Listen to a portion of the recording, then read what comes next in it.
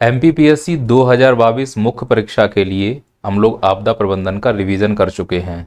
3 video में हमने लगभग अच्छे से रिवीजन किया है। अगर आप लोगों ने आपदा प्रबंधन थोड़ा बहुत पढ़ा होगा तो आज हम करेंगे पेपर फर्स्ट का पार्ट बी यूनिट 5 अर्थात रिमोट सेंसिंग, जीपीएस और जीआईएस।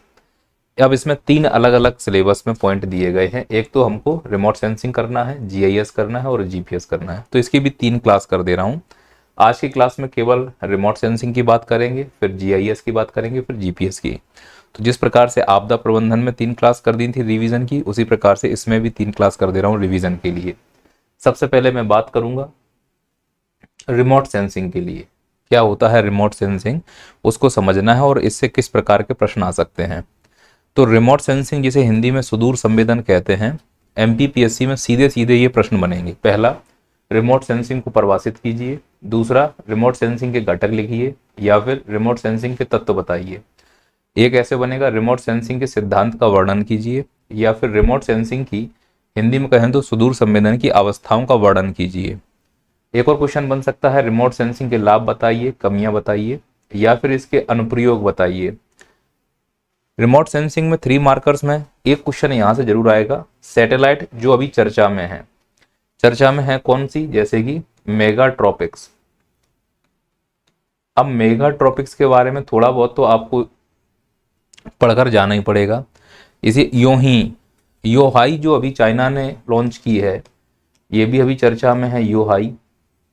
तो जो चर्चा में सैटेलाइट है रिमोट सेंसिंग से संबंधित, आशा करता हूं कि उसके नोट्स आप लोगों ने बना लिए होंगे। रिमोट सेंसिंग में स्पेक्ट्रम को लेके भी क्वेश्चन बनेंगे। वो कैसे क्वेश्चन बनेंगे वो हमने अंदर डिस्कस किया है। मैं आशा करता हूं कि इस बार एमपीपीएससी मेंस में यहां से वो प्रश्न उठेगा, या तो वो रिमोट सेंसिंग के प्रकार पूछेगा या फिर रिमोट सेंसिंग के अनुप्रयोग पूछेगा। तो इन पर अच्छे से फोकस करके जाना। बाकी ये पॉइंट भी एक एक बार देख लेते हैं, और जितना मेरे से हो सकता है उतना मैं आपको रिवीजन करा दे रहा हूँ। रिमोट सेंसिंग का बेसिक फंडा तो आप लोगों को मालूम ही होगा कि एक सोर्स ऑफ एनर्जी होता है, अर्थात ऊर्जा का स्रोत होता है। ऊर्जा का स्रोत कृत्रिम भी हो सकता है और प्राकृतिक भी हो सकता है। फिर एक टारगेट बिंदु होता है जहां वो सिग्नल टकराता है। फिर ये सिग्नल टकराने के बाद सेंसर के पास जाता है। यह सेंसर इस सिग्नल को एक प्रोसेसिंग स्टेशन के पास भेज देगा। प्रोसेसिंग स्टेशन इस सिग्नल में आए हुए आंकड़ों को विश्लेषित करता है और इसको फिर विश्लेषण के लिए एक यूनिट पे भेज देगा, मॉनिटर यूनिट के पास, और फिर उसके बाद हम इसको विश्लेषण करने के बाद इसका अनुप्रयोग कर सकते हैं। अगर आप देखोगे तो एक्चुअली यही है रिमोट सेंसिंग का सिद्धांत या रिमोट सेंसिंग की अवस्थाएं। सबसे पहले ऊर्जा स्रोत, फिर हमें चाहिए टारगेट, उसके बाद चाहिए सेंसर, उसके बाद प्रोसेसिंग यूनिट, फिर चाहिए एनालिसिस, और बाद में इसका करना है अनुप्रयोग। तो इस प्रकार से रिमोट सेंसिंग की बेसिक चीजें आपको मालूम है। अब यहां से जब प्रश्न बनेगा तो कैसे बनेगा वो देखो। सबसे पहले कि रिमोट सेंसिंग को परिभाषित कीजिए, यानी सुदूर संवेदन को परिभाषित कीजिए। अब सुदूर संवेदन का मतलब है कि दूर माने जो चीजें दूर रखी हों उसको संवेदन कर लेना। हमारे शरीर में जो हमारी नाक है ये सुदूर संवेदन का काम करती है। अगर कहीं पर बदबू है या खुशबू है तो हम दूर से ही उसको सूंघ के फील कर लेते हैं। हमारी जो आंखें हैं ये भी सुदूर संवेदन का काम कर रही हैं। मतलब मैं काफी दूर खड़ा हुआ हूं या आप मोबाइल देख रहे होगे तो आपकी आंख और मोबाइल के बीच में दूरी है, तो इस हिसाब से जो आंखें हैं वो भी सुदूर संवेदन का घटक है। कान भी, नाक भी सुदूर संवेदन का घटक है। तो हमारे शरीर के 3 ऐसी इंद्रियां हैं जो सुदूर संवेदन का काम करती हैं। नाक, आंख और कान दूर से ही सुन सकती हैं, देख सकती हैं और सूंघ सकती हैं। बाकी जो हमारे शरीर की चमड़ी है ये सुदूर संवेदन का काम नहीं करती। अगर आपको गर्मी फील करनी है तो उसको टच करना पड़ेगा। तो जब हम किसी को टच कर रहे होते हैं तो फिर वो रिमोट सेंसिंग नहीं है। दूर से ही देख के बता दें तो वो रिमोट सेंसिंग है। जैसे कोरोना के समय में और बुखार आने पर, 2 अलग अलग स्थितियां ले रहा हूं। बुखार आने पर डॉक्टर हमारे मुंह में एक थर्मामीटर घुसेड़ देता है और पारे को देख के बता देता है कि इतना बुखार है। उसने मुंह में घुसेड़ दिया यानी मुझे टच कर लिया, तो वो रिमोट सेंसिंग नहीं है। पर कोरोना में लोग हमारे सामने माथे पर एक बंदूक सी लगा देते थे, दूर से ही मालूम चल जाता था हमारे शरीर का टेम्परेचर कितना है। तो वो रिमोट सेंसिंग का अच्छा उदाहरण हो सकता है। कैमरे से फोटो खींच रहे हैं, रिमोट सेंसिंग का अच्छा उदाहरण हो सकता है। रिमोट सेंसिंग का चूंकि बेस आप लोगों को मालूम ही होगा, ज़्यादा डिटेल में जाने की ज़रूरत नहीं है। मैं तो केवल रिवीजन के पर्पज़ से यहाँ खड़ा हुआ हूँ। और अगर आपने रिमोट सेंसिंग को बिल्कुल नज़रअंदाज किया है तो मुझे लगता है कि आप नुकसान में जाएंगे, क्योंकि एमपीपीएससी में सभी नंबर यूनिट 30-30 नंबर की हैं, तो हमें सभी को बराबर उसमें वेटेज देना चाहिए। सुदूर संवेदन ध्यान रखना एक विज्ञान भी है और एक कला भी है, यानी रिमोट सेंसिंग विज्ञान भी है और कला भी है।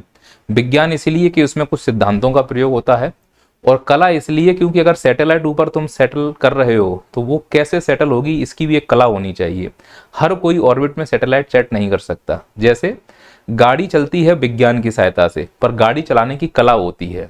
इसी प्रकार से रिमोट सेंसिंग में विज्ञान भी है और कला भी है। तो जब 5 नंबर में कहीं लिखो और कंक्लूजन लिखने के लिए आ जाए तो ये शब्द जरूर डाल देना कि यह विज्ञान के साथ साथ कला है।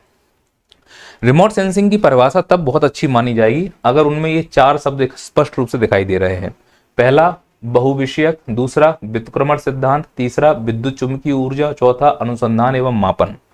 यानी कि रिमोट सेंसिंग एक ऐसा बहुविषयक व्युत्क्रम सिद्धांत आधारित क्रियाकलाप है जो विद्युत चुंबकीय ऊर्जा की सहायता से दूर स्थित वस्तुओं के भौतिक गुण और रासायनिक गुणों के अनुसंधान और मापन करने की क्षमता रखता है, उसे रिमोट सेंसिंग कहते हैं। ऐसी परिभाषा बनाई जा सकती है। तो अगर आप 5 नंबर या 11 नंबर में जब क्वेश्चन आ जाए तो इन शब्दों का प्रयोग अंडरलाइन करके लिखोगे तो निश्चित रूप से आपको नंबर मिलेंगे।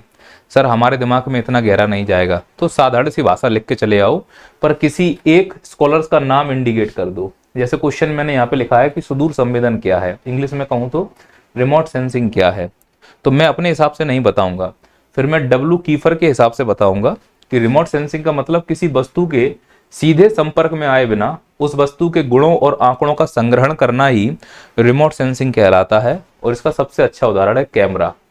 याद रखना, रिमोट सेंसिंग जीआईएस और जीपीएस में कोई भी परिभाषा लिख के आना, उदाहरण जरूर लिखना।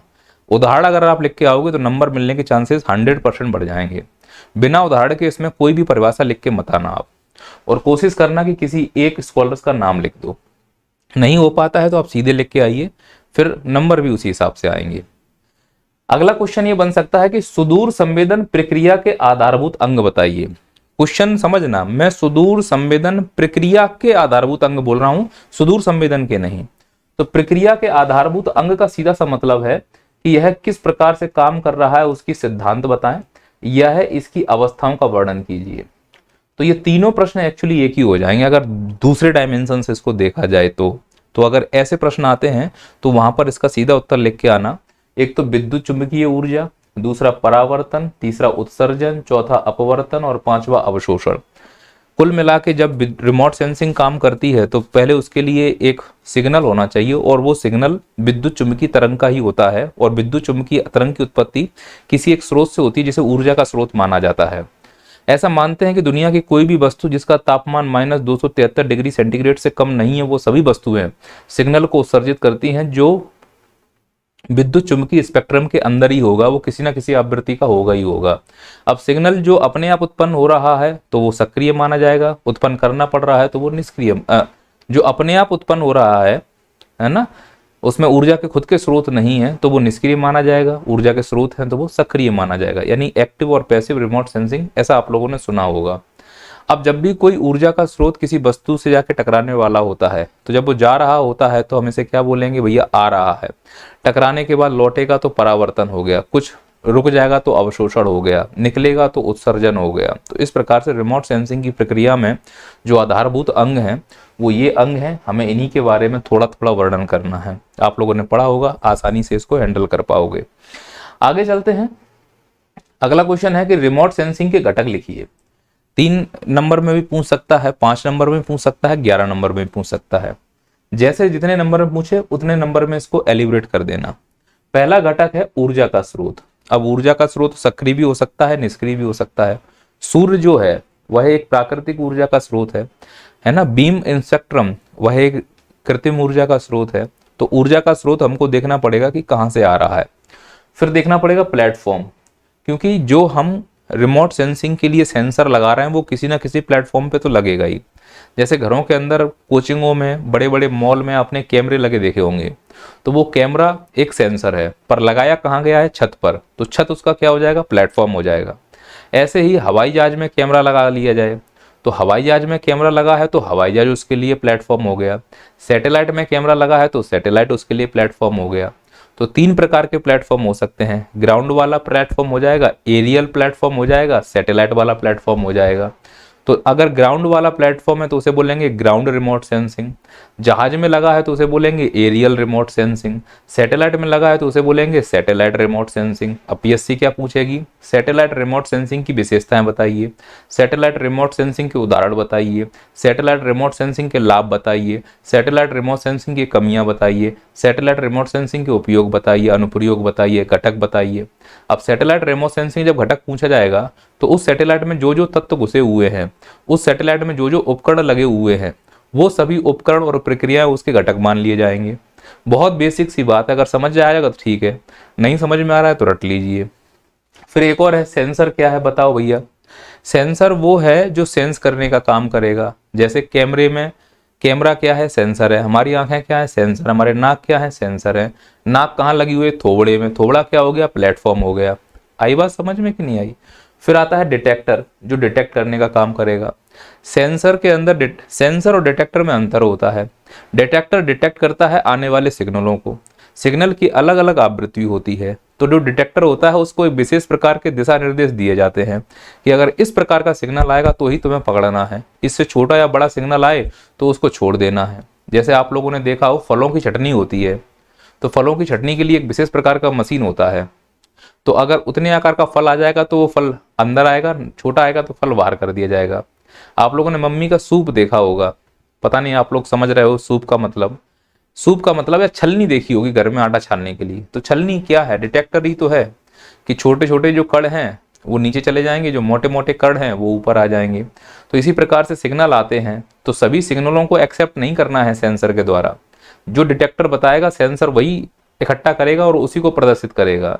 तो डिटेक्टर का काम होता है छटनी करना। जिसके पास टिकट है वो अंदर जाएगा, जिसके पास टिकट नहीं है वो बाहर आएगा। टॉकीज के अंदर जो बड़ा सा कैमरा लगा होता है जिसपे सीन दिखाई जाता है वो सेंसर है, वो जो टिकट चेक कर रहा है वो डिटेक्टर है। क्लियर हो गई बात। फिर आता है रिसीवर। रिसीवर वो होता है कि जब डिटेक्टर ने सेंसर को डिटेक्ट कर लिया, सिग्नल को डिटेक्ट कर लिया, तब वो सेंसर के अंदर गया और उसमें जो रिकॉर्डर है वो रिसीवर का काम करेगा। उस सिग्नल में जो भी आंकड़े आ रहे हैं, जो भी डेटा आ रहा है, वो जिस उपकरण के द्वारा अपने अंदर अवशोषित कर लिया जाता है, उसको व्यवस्थित करने का प्रयास किया जाता है, उसे रिसीवर कहते हैं। और जब उसको व्यवस्थित कर लेगा, विश्लेषित कर लेगा, प्रोसेस कर लेगा, फिर उसको सिस्टम में लगाकर आप जहां भी उसको देखने का प्रयास करेंगे उसको मॉनिटर कहा जाता है। तो इस प्रकार से ये हमारे रिमोट सेंसिंग के घटक हो गए। अब किसी भी प्रकार की रिमोट सेंसिंग ले लो, चाहे सैटेलाइट ले लो, ग्राउंड ले लो, एरियल ले लो, घटक लगभग सबके सेम ही होंगे। एक दो एक्स्ट्रा घटक चाहो तो लगा सकते हो। एमपीपीएससी में अगर घटक पूछेगा 5 नंबर 11 नंबर में, इस हिसाब से अपने आप को एडजस्ट कर लेना वहां पे। अगला है एमपीपीएससी में रिमोट सेंसिंग से संबंधित कुछ उपकरण पूछे जा सकते हैं। जैसे रेडियोमीटर, क्या लिखोगे रेडियोमीटर में, तो आप बोलो एक ऐसा उपकरण जो इस विद्युत चुम्बकीय स्पेक्ट्रम के विद्युत चुम्बकीय ऊर्जा को मापने का काम करता है, उसे रेडियोमीटर कहा जाता है। फिर आता है ऑडियोमीटर। यह रिमोट सेंसिंग का ऐसा उपकरण है जिसमें ध्वनि की तीव्रता के मापन का काम किया जाता है। फिर आता है मैग्नेटोमीटर, ऐसा उपकरण जो पृथ्वी पर चुंबकीय क्षेत्र में होने वाले परिवर्तन की जांच करने में क्षमता रखता हो। फिर आता है ग्रेवोमीटर, यह पृथ्वी के गुरुत्वाकर्षण में होने वाले परिवर्तन की जांच करता है। इस प्रकार के कई सारे उपकरण हैं जो रिमोट सेंसिंग में आएंगे। 3-3 नंबर में हो सकता है ये आ जाए, तो वहां थोड़ा बहुत लपेटने का काम कर पाओगे अगर रिवीजन अच्छे से हो गया है तो। फिर एक क्वेश्चन जरूर पूछा जाएगा कि बताइए रिमोट सेंसिंग के प्रकार क्या हैं। तो 5 नंबर में अगर आता है तो आप इस प्रकार से प्रकार लिख के आए। अगर 11 नंबर में आता है तो इस प्रकार से प्रकार लिख के आए। जैसे पहला है प्लेटफॉर्म के आधार पर रिमोट सेंसिंग, दूसरा है ऊर्जा के आधार पर रिमोट सेंसिंग, तीसरा है स्पेक्ट्रम आधारित रिमोट सेंसिंग, चौथा है बैंड आधारित रिमोट सेंसिंग। पर अगर इसको शॉर्ट में करना है तो क्या लिखेंगे, क्रियाशीलता के आधार पर रिमोट सेंसिंग या फिर तरंग दैर्ध्य के आधार पर रिमोट सेंसिंग। अब क्रियाशीलता के आधार पर 2 प्रकार की रिमोट सेंसिंग होगी, एक सक्रिय रिमोट सेंसिंग और एक निष्क्रिय रिमोट सेंसिंग। सक्रिय रिमोट सेंसिंग वो होती हैं जिनके अंदर स्वयं की ऊर्जा होती है, यानी वो खुद ही सिग्नल को उत्पन्न करने की क्षमता रखती हैं, उन्हें सक्रिय रिमोट सेंसिंग कहा जाता है। और इसका सबसे अच्छा उदाहरण होता है रडार, लिडार, सोनार। ठीक इसी प्रकार से निष्क्रिय रिमोट सेंसिंग वो रिमोट सेंसिंग होती हैं जिनके अंदर खुद की कोई ऊर्जा नहीं होती है। उदाहरण के लिए रेडियोमीटर्स, इन्हें दूसरों से ऊर्जा पर आश्रित रहना पड़ता है, खुद से सिग्नल को उत्पन्न नहीं कर पाते हैं। तो ये हो गया एक रिमोट सेंसिंग का प्रकार। फिर होती है तरंग दैर्ध्य के आधार पर। तो इसमें 3 प्रकार की रिमोट सेंसिंग होंगी, ऑप्टिकल सुदूर संवेदन, थर्मल सुदूर संवेदन, माइक्रोवेव सुदूर संवेदन। ऑप्टिकल सुदूर संवेदन के अंतर्गत ऐसे सिग्नलों को लिया जाता है जो विजुअल स्पेक्ट्रम के अंतर्गत आते हैं। थर्मल के अंदर ऐसे सिग्नलों को लिया जाता है जो विद्युत चुंबकीय स्पेक्ट्रम में इंफ्रारेड के अंतर्गत आते हैं। और माइक्रोवेव में ऐसे सिग्नलों को लिया जाता है जो इंफ्रारेड से नीचे हों, जैसे कि रेडियो वेव और माइक्रोवेव। तो अलग अलग सिग्नल के आधार पर, अलग अलग तरंगदैर्घ्य के आधार पर रिमोट सेंसिंग अलग अलग प्रकार की हो सकती है। थोड़ा और डिस्क्रिप्शन करेंगे तो प्लेटफॉर्म के आधार पर रिमोट सेंसिंग, यानी अगर सेंसर ग्राउंड लेवल पर लगे हुए हों, जैसे बसों के अंदर आपने देखे हों कैमरे लगे रहते हैं, जैसे खंभों के ऊपर कैमरे लगे रहते हैं, जब आप रेड लाइट पर खड़े होते हो कि अगर आप क्रॉस करोगे तो चालान कट जाएगा, तो जो कैमरे खंबे के ऊपर लगे हैं सिग्नल के पास, वो कैसी रिमोट सेंसिंग हो जाएगी? ग्राउंड लेवल पर, क्योंकि वो कैमरे दूर से आपको पकड़ पा रहे हैं पर वो ग्राउंड पे लगे हुए हैं। कुछ कैमरे ऐसे हैं जो हेलीकॉप्टर और हवाई जहाज में, कुछ गुब्बारों में लगा दिए जाते हैं, तो उनको क्या कहा जाता है? उनको कहते हैं बायोविक रिमोट सेंसिंग या एरियल रिमोट सेंसिंग। आप केरल के पास एक जगह है थुम्बा, वहां से कुछ रॉकेटें उड़ाई जाती हैं जिन्हें बोलते हैं साउंडिंग रॉकेट। वो रॉकेट के अंतर्गत विभिन्न प्रकार के रिमोट सेंसिंग उपकरण लगाए जाते हैं और उनका एक ही काम होता है मौसम की जानकारी इकट्ठा करना। थुम्बा से उड़ने वाली जो रॉकेट है वो अंतरिक्ष में सैटेलाइट लेके जाने का काम नहीं कर रही है। वो रॉकेट ऊपर उड़ती है, अंतरिक्ष में जाकर सभी चीज़ों का जो उपकरण लगाए गए उनका अनुमान लगाती है और वहीं ब्लास्ट हो जाती है। इसे साउंडिंग रॉकेट कहा जाता है। ऐसी बैलिस्टिक रॉकेट होती है, सैटेलाइट लॉन्चिंग रॉकेट होती हैं, अलग अलग प्रकार की रॉकेटें होती हैं। जो बैलिस्टिक रॉकेट हैं भारत में, वो उड़ीसा के चांदीपुर में परीक्षण किया जाता है, जैसे त्रिशूल, अग्नि, आकाश, ब्रह्मोस। और जो साउंडिंग रॉकेट है वो केरल के थुम्बा से उड़ती है। और जो सैटेलाइट लॉन्चिंग रॉकेट हैं वो सतीश धवन, जो श्रीहरिकोटा के पास द्वीप बना हुआ है आंध्र प्रदेश में, पुलिकट झील के पास, वहां से लॉन्च की जाती हैं। ठीक इसी प्रकार से एयरवेस या सैटेलाइट के ऊपर जो जो हम लोग बड़े बड़े कैमरा लगा के रखे हुए हैं, दुनिया भर का फोटो ले रहे हैं, मैप ले रहे हैं, वो सब सैटेलाइट रिमोट सेंसिंग के अंतर्गत आएगा। गुब्बारे में फोटो लगा के भेज दिया, satellite remote sensing, sorry aerial remote sensing के अंतर्गत आएगा। तो सैटेलाइट में लगा है तो सैटेलाइट, जहाज और गुब्बारों में लगा है तो एरियल, जमीन पे लगा है तो ग्राउंड लेवल का रिमोट सेंसिंग कहलाएगा। ठीक इसी प्रकार से ऊर्जा के आधार पर देखोगे तो कैसे आएगा? ऊर्जा के आधार पर एक्टिव और पैसिव, जैसा कि मैंने आपको बताया था। देखिए एक्टिव पैसिव में आपको कुछ नहीं करना है। पैसिव में रेडियोमीटर के बारे में थोड़ा सा पढ़ के चले जाइए। एक्टिव में आप लिडार क्या होता है, इसकी विशेषताएं क्या होंगी, सोनार क्या होता है, इसकी विशेषताएं क्या होती हैं, और रडार क्या होता है, इसकी विशेषताएं क्या होती हैं, ये जरूर पढ़ के जाइएगा। 3-3 नंबर या 5-5 नंबर में क्वेश्चन जरूर मिलेगा आपको। फिर स्पेक्ट्रम आधारित, मैंने बताया था कि अगर स्पेक्ट्रम, विद्युत चुंबकीय स्पेक्ट्रम में ऑप्टिकल रिमोट सेंसिंग में केवल और केवल दृश्य प्रकाश का इस्तेमाल होता है। जैसे कैमरे से फोटो खींचा तो जो सिग्नल आ रहे हैं वो दृश्य प्रकाश के अंतर्गत माने जाएंगे। फिर ऐसे होते हैं जो तुम्हें दिखाई नहीं दे रहे हैं, सिग्नल दिखाई नहीं दे रहे होते हैं, उन्हें इंफ्रारेड कहते हैं। इंफ्रारेड का मतलब जो हमने कोरोना के समय में अपने माथे पर चेक करवाया था, वो किसी को नहीं दिख रहा है लेकिन मशीन को दिख रहे होते हैं, तो उसे बोलते हैं कौन सी वाली? Thermal remote sensing. और उससे भी छोटा होता है, जो रेडियो की वेव्स आ रही होती हैं, उनको बोलते हैं माइक्रोवेव रिमोट सेंसिंग। तो ये स्पेक्ट्रम के आधार पर या तरंगदैर्घ्य के आधार पर होती हैं। फिर आती है बैंड आधारित, कि एक रिमोट सेंसिंग ऐसी होती है जो कम से कम 2 सिग्नल को एक साथ ले ले। कोई 2 से अधिक सिग्नल को एक साथ लेती है, कोई 100 सिग्नलों को एक साथ ले ले। तो अगर 2 सिग्नलों को ले रही है तो वो कौन सा है? Broadband remote sensing. 2 से अधिक को एक्सेप्ट कर रही है तो वो मल्टी स्पेक्ट्रल रिमोट सेंसिंग। भयंकर रेजोल्यूशन दे रही है तो वो हाइपर स्पेक्ट्रल रेजोल्यूशन। तो हाइपर स्पेक्ट्रल रिमोट सेंसिंग में जो सेंसर होते हैं वो बहुत गुणवत्ता वाले, बहुत महंगे होते हैं। जैसे ब्लैक एंड व्हाइट फोटो, तो वो ब्लैक एंड व्हाइट क्यों आया? क्योंकि जब हमने फोटो खींचा था और जो सिग्नल हमारे पास आए तो हमने 7 रंगों को एक्सेप्ट नहीं किया, उनमें से हमने एक ही रंग को एक्सेप्ट किया। इसीलिए जो ब्लैक एंड व्हाइट फोटो है वो किस रिमोट सेंसिंग का उदाहरण हो जाएगा? तो वो ब्रॉडबैंड रिमोट सेंसिंग का उदाहरण हो जाएगा। फिर दूसरे आते हैं कि एक फोटो में कई सारे कलर होते हैं, तो एक से अधिक कलर एक्सेप्ट हो गए तो वो मल्टी स्पेक्ट्रल, मल्टी माने 2 या 2 से अधिक, तो उसमें 2-3 कलर दिखाई दे रहे हैं। फिर आता है हाइपर स्पेक्ट्रल, मतलब 4K 8K फलानी HD ढिकानी HD वाली फोटो जिसमें कलर ही कलर दिख रहे होते हैं दुनिया भर के, वो कहलाती है सुपर हाइपर रिमोट सेंसिंग। अगला क्वेश्चन बनेगा सुदूर संवेदन के अनुप्रयोग बताओ। यहां से तो प्रश्न आना स्वाभाविक है, मैं पहले ही घोषणा कर चुका हूं, भविष्यवाणी कर चुका हूं। तो आप इसको इस प्रकार से लिख के आइए, अनुप्रयोग के क्षेत्र यहाँ पे लिख देना, बीच में उसके क्या क्या अनुप्रयोग होंगे और उस अनुप्रयोग के लिए हम कौन से उपकरण का प्रयोग कर रहे हैं, यानी कि रिमोट सेंसिंग में जिस भी क्षेत्र में हम अनुप्रयोग करने जा रहे हैं तो उसका उदाहरण भी देना पड़ेगा। जैसे कृषि, अब कृषि में क्या करते हैं रिमोट सेंसिंग, यानी रिमोट सेंसिंग की सहायता से कृषि में क्या अनुप्रयोग कर सकते हैं। तो पहला तो है मृदा की प्रोफाइल को हम अच्छा कर सकते हैं, है ना, खेतों में लगने वाली बीमारियों के बारे में जानकारी ले सकते हैं, दूर से ही तो सब जानकारी लेनी है, ठीक है। इसके लिए किस सैटेलाइट का प्रयोग कर सकते हैं, नोवा का प्रयोग कर सकते हैं उदाहरण के लिए।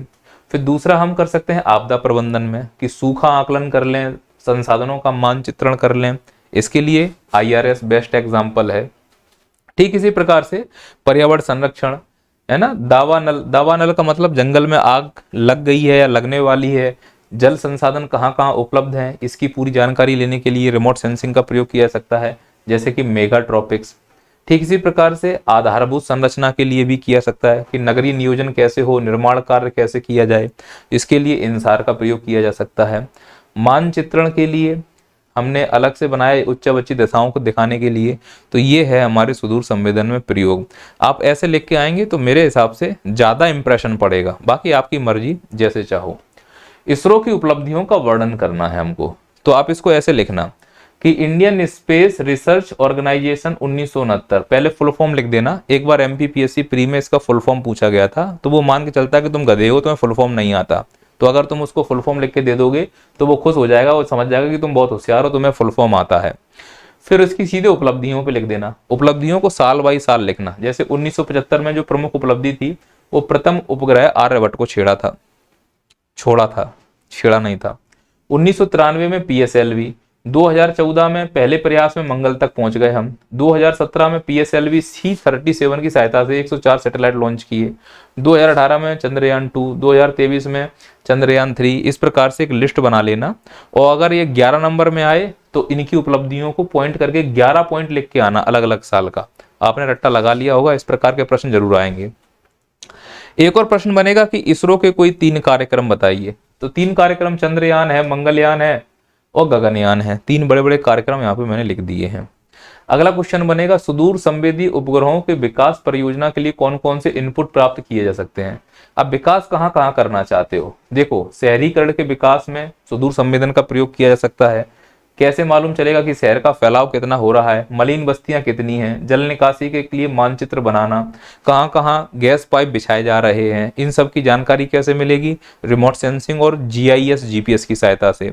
जल प्रबंधन में इसका प्रयोग किया जा सकता है रिमोट सेंसिंग का, नदी जोड़ो परियोजना सूखा प्रभावित क्षेत्रों का आकलन करने में। ठीक इसी प्रकार से ग्रामीण विकास में परियोजना निर्माण और कृषि रकबा निर्धारण करने के लिए प्रयोग होता है।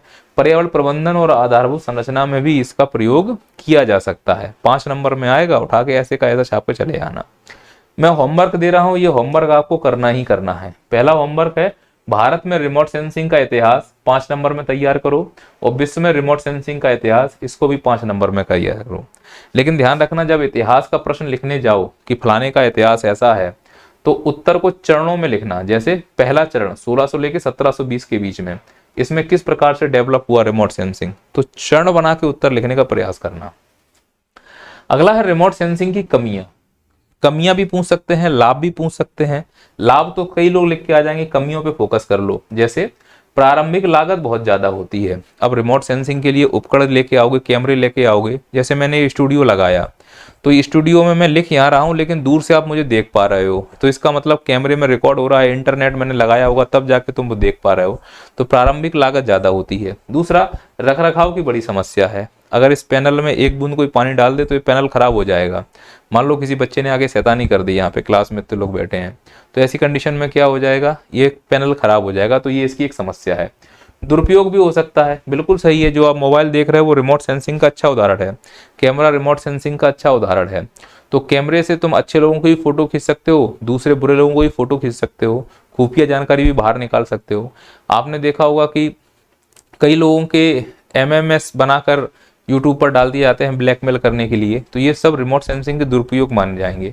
साइबर सिक्योरिटी बहुत खतरनाक स्थिति में आ सकती है। साथ ही साथ अंतरिक्ष का मलबा बढ़ रहा है। आप सैटेलाइट अंतरिक्ष में भेज रहे हो, जब वो यूज में नहीं रहती तो वहीं छोड़ दी जाती है, क्योंकि उसको वापस पृथ्वी पर लाने में तुम्हारे फेफड़े बाहर आ जाएंगे, बहुत खर्चा होगा। आदमी तो तुम सलामत ला नहीं पा रहे हो, जहाज फट जाते हैं, मलबा कैसे लाओगे।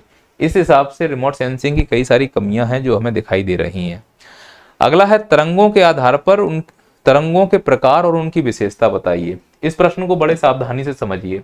तरंगों के प्रकार पहले समझ लो कौन कौन से हैं, और प्रत्येक तरंग की विशेषता याद करके जाना है एग्जाम हॉल में। जैसे माध्यम के आधार पर तरंग, यांत्रिक तरंग, विद्युत चुंबकीय तरंग। तो प्रश्न बनेगा यांत्रिक तरंग किसे कहते हैं, इसकी विशेषता लिखो।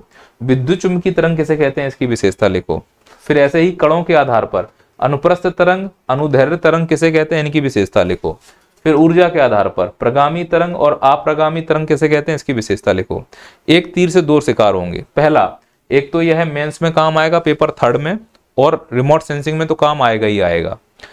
अच्छा, एक बात ध्यान रखना, विद्युत चुंबकीय स्पेक्ट्रम में जितनी भी तरंगे हैं, जैसे एक्स किरण है, बाई किरण है, फलाना किरण है, टिकाना किरण है, उन सब की विशेषताएं जरूर याद रख के जाना है ना। गामा किरणों की कोई 3 विशेषताएं, एक्स किरणों की कोई 3 विशेषताएं, दृश्य प्रकाश की कोई 3 विशेषताएं, ये जरूर करके जाना एग्जाम हॉल में। अगला क्वेश्चन है वायुमंडलीय खिड़की किसे कहते हैं, एटमॉस्फेरिक विंडो किसे कहा जाता है। देखिए, जो लॉन्ग वेव रेडिएशन या शॉर्ट वेव रेडिएशन जब आती है तो बादलों के द्वारा वो अवरोधित होती है। कहीं कहीं हमारे वायुमंडल में ऐसे प्लेसेस होते हैं जहां पर long wave radiation, short wave radiation easily release हो सकती हैं, खासकर लॉन्ग वेव रेडिएशन में भी रेडियो और माइक्रोवेव। तो ऐसा स्थान पृथ्वी पर जहां माइक्रोवेव, रेडियो वेव जब जा रही हो, उनको अवरोधित करने के लिए कोई भी ऊपर ना हो, तो उसे हम एटमॉस्फेरिक विंडो कहा जाता है। इसमें लिखा है कि वायुमंडल का वह हिस्सा जहां माइक्रोवेव और रेडियो वेव तरंगें स्वतंत्र संचरण कर सकती हैं, उसे एटमॉस्फेरिक विंडो या वायुमंडलीय खिड़की कहा जाता है। अगला क्वेश्चन है सुदूर संवेदन विकिरण के कोई 3 सिद्धांत बताइए। जो विकिरण है, रेडिएशन है, उनसे संबंधित कोई 3 सिद्धांत बताने के लिए बोला है। तो पहला है वेन का विस्थापन सिद्धांत, हो सके तो 3 नंबर में तैयार कर लेना। ब्लैक बॉडी रेडिएशन, हो सके तो 3 नंबर में तैयार कर लेना। स्टेफन बोल्ट्जमैन का विकिरण संधान, हो सके तो 5 नंबर में तैयार कर लेना, नहीं तो ये थर्ड पेपर में तो प्रयोग हो ही जाएगा। जैसे एक बार एंट्रोपी आया था, है ना, जियोलॉजी में मैंने एंट्रोपी पढ़ाया था। सिग्नल के प्रकार और उनकी कमियां बताइए। अब सिग्नल कितने प्रकार के होते हैं और उनकी कमियां क्या हो सकती हैं, तो पहले सिग्नल का क्या मतलब वो समझो। सिग्नल ऐसा इलेक्ट्रोमैग्नेटिक तरंग है जो आंकड़ों को एक डिवाइस से अन्य डिवाइस में भेजने की क्षमता रखता है, उसे सिग्नल कहते हैं। सामान्यतः सिग्नल 2 प्रकार के होते हैं, एनालॉग और डिजिटल। एनालॉग और डिजिटल। अब एनालॉग क्या होते हैं, समय के साथ साथ सतत परिवर्तित होते रहते हैं। उदाहरण वोल्टेज। कमियां क्या है, शोर करते हैं, डिस्टरबेंस होता है आंकड़ों में, गुणवत्ता कम होती है। ऐसे डिजिटल सिग्नल क्या होते हैं, ये बाइनरी फॉर्म में प्रयोग किए जाते हैं और ट्रांसफर भी किए जाते हैं। इनकी कमियां ये हैं कि इनके लिए चौड़ा बैंड लगता है, दूसरा प्रोसेस बहुत जटिल है, तीसरा डिफाइन नहीं है यह एनालॉग की तरह। तो इनकी 3 कमियां हैं, तो 3 कमियां अपने दिमाग में रिवाइज कर लो, काम हो जाएगा। होमवर्क दे रहा हूं आपको, अंतर तैयार करने हैं 5-5। पहला, एनालॉग और डिजिटल सिग्नल में क्या अंतर है, 5 अंतर तैयार करो। दूसरा, एक्यूस्टिक और पार्टिकुलेटेड सिग्नल किसे कहते हैं, इन दोनों के 3 अंतर तैयार करो। फिर अगला क्वेश्चन तुमसे क्या पूछ सकता है, वो विद्युत चुंबकीय स्पेक्ट्रम की विशेषताएं बताइए। तो विद्युत चुंबकीय स्पेक्ट्रम में कौन आता है, गामा, एक्सरे, यूवी, दृश्य, अवरक्त, माइक्रो, रेडियो वेव। मैंने इसकी विशेषताएं कैसे बताई। गामा किरणों में लिखा है हेनरी बैकरल ने खोजा था कैंसर इलाज में। एक्सरे में रोंटगन ने खोजा था शरीर की आंतरिक संरचना में। UV rays, ultraviolet rays, Ritter ने खोजा था वाटर प्यूरिफायर में। दृश्य प्रकाश न्यूटन ने खोजा था फोटोग्राफी में, मतलब प्रिज्म द्वारा खोजा था उन्होंने। अवरक्त किरणें विलियम हर्शेल ने रिमोट सेंसिंग में प्रयोग किया जाता है। तो कुल मिलाकर जो विद्युत चुंबकीय स्पेक्ट्रम के जितने भी किरणें हैं उसमें अवरक्त किरणें प्रमुख रूप से रिमोट सेंसिंग के लिए प्रयोग होती हैं। हालांकि दृश्य प्रकाश भी होती है और माइक्रोवेव वाली भी होती हैं। अब अवरक्त किरणें जो है वही रिमोट सेंसिंग का जो मीडियम बैंड है उसमें काम होती हैं। माइक्रोवेव हेनरिक हर्ट्ज ने खाना पकाने में, रेडियो वेव मार्कोनी ने FM AM रेडियो में प्रयोग किया जाता है। होमवर्क याद रखना, गैलेक्टिक किरणें किसे कहते हैं। अगर ढूंढने में दिक्कत हो मैं बता दूं, जो कॉस्मिक किरणें हैं उनको ही गैलेक्टिक किरणें कहा जाता है। 3 नंबर और 5 नंबर में तैयार कर लो। दूसरा अम्ब्रेला इफेक्ट किसे कहते हैं, आप ऐसे समझो जैसे कंबल इफेक्ट नहीं होता है, मैंने आपको एटमॉस्फेरिक विंडो बताया है, ऊपर जो बादल है उस बादल के इम्पैक्ट से अगर रेडिएशन या सिग्नल डिस्टर्ब हो जाए तो उसे अम्ब्रेला इफेक्ट कहते हैं। कुल मिला के बादलों के अवरोध से संबंधित है, 5 नंबर में तैयार करो।